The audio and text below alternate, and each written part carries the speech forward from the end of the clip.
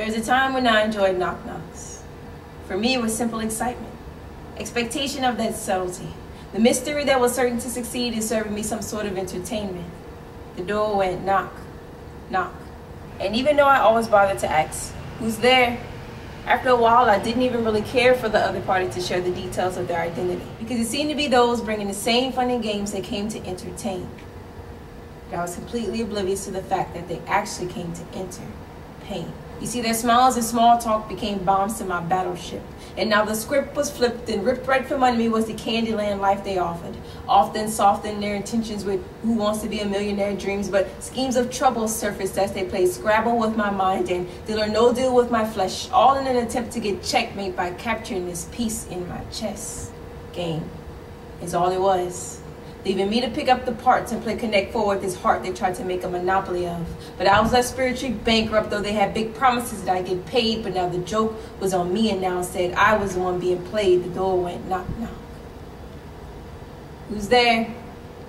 They said it's her crush. And see, I was too eager to open the door to love, but what actually barged in was lust. Sat down, propped up its feet, picked up the remote to control me.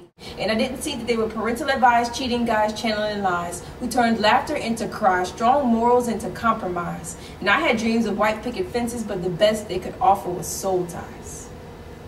Twisted tighter than laces, binding better than locks, choking out any chance of life and freedom. Next day, door went knock, knock. Who's there? They said it's acceptance.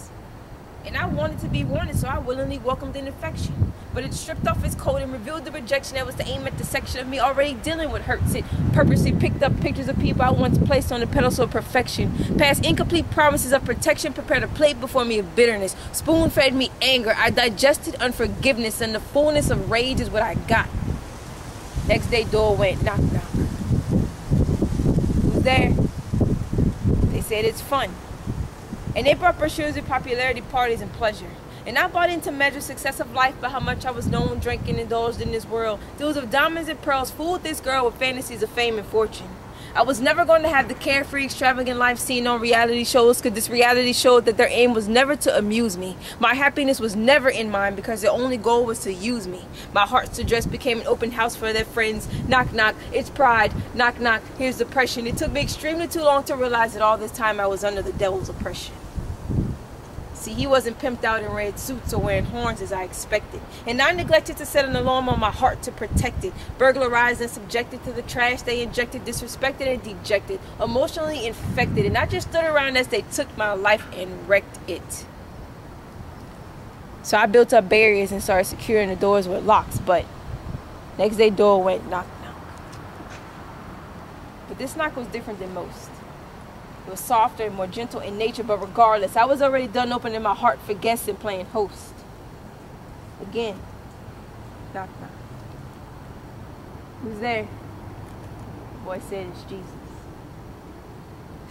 You can't be serious. You're perfection. There's no reason to come in my direction. I've got nothing to offer you. The others have made too big of a mess of me. I'm afraid you'll think less of me. Please, just go.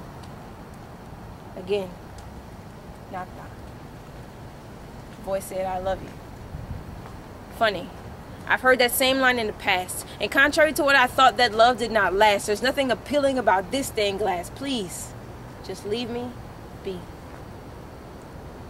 He said, but see, I love you unconditionally. My love is one that cannot be matched. It's your sin that I picked up to my back to attach. It's your face that I saw taking the lashes and whips. Your name engraved on my heart where my flesh was being ripped. Sentenced though I didn't sin.